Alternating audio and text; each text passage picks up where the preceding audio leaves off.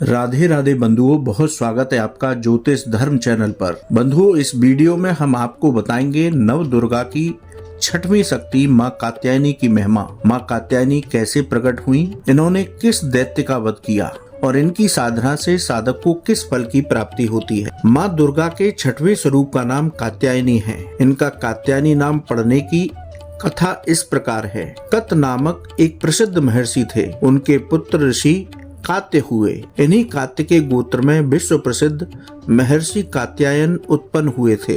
इन्होंने भगवती परम्बा की उपासना करते हुए बहुत वर्षों तक कठिन तपस्या की थी।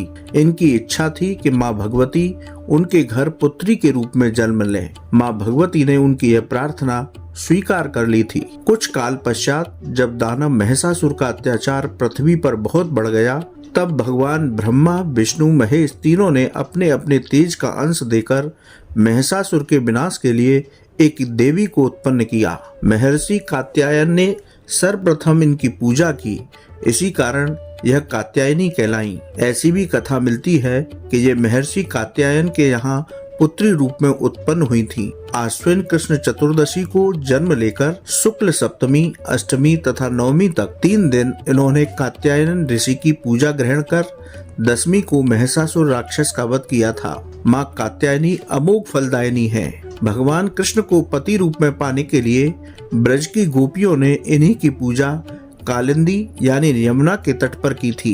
ये ब्रजमंडल की अधिष्ठात्री देवी के रूप में प्रतिष्ठित हैं। इनका स्वरूप अत्यंत ही भव्य और दिव्य है। इनका वर्ण स्वर्ण के समान चमकीला है। इनकी 4 भुजाएं हैं। माता जी का दाहिनी तरफ का ऊपर वाला हाथ अभय मुद्रा में है तथा नीचे वाला वर मुद्रा में है। बाईं तरफ के ऊपर वाले हाथ में तलवार और नीचे वाले हाथ में कमल पुष्प सुशोभित है। इनका वाहन सिंह है। दुर्गा पूजा के 6वें दिन इनके स्वरूप की उपासना की जाती है। उस दिन साधक का मन आज्ञा चक्र में स्थित होता है। योग साधना में इस आज्ञा चक्र का अत्यंत महत्वपूर्ण स्थान है। इस चक्र में स्थित मन वाला साधक माँ कात्यायनी के चरणों में अपना सर्वस्व निवेदित कर देता है। परिपूर्ण आत्मदान करने वाले ऐसे भक्तों को सहज भाव से ही माँ कात्यायनी के दर्शन प्राप्त हो जाते हैं। माँ कात्यायनी की भक्ति और उपासना द्वारा मनुष्य को बड़ी सरलता से अर्थ, धर्म, काम, मोक्ष चारों फलों की प्राप्ति होती है। वह इस लोक में स्थित रहकर भी अलौकिक तेज और प्रभावों से युक्त हो जाता है।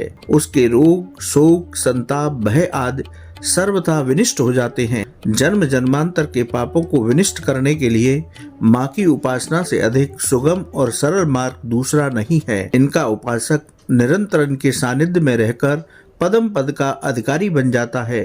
अतः हमें सर्वतोभावेन माँ के शरणागत होकर उनकी पूजा उपासना के लिए तत्पर होना चाहिए। जय माँ कात्यायनी, जय माता दी।